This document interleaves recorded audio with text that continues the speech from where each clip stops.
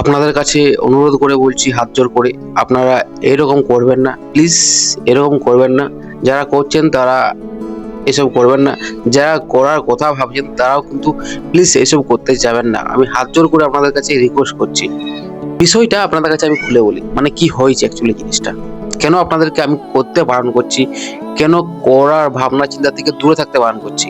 Social মিডিয়ায় এখন প্রচুর পরিমাণে ভাইরাল কিছু ভিডিও দেখতে পাওয়া যাচ্ছে।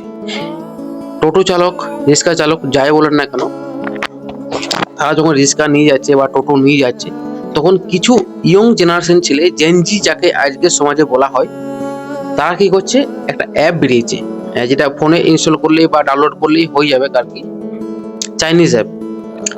সেই অ্যাপের মাধ্যমে ওই টোটোটাকে বন্ধ করা যাচ্ছে, মানে যেতে যেতে টোটোটা বন্ধ হয়ে যাচ্ছে, এরকম কিছু হচ্ছে।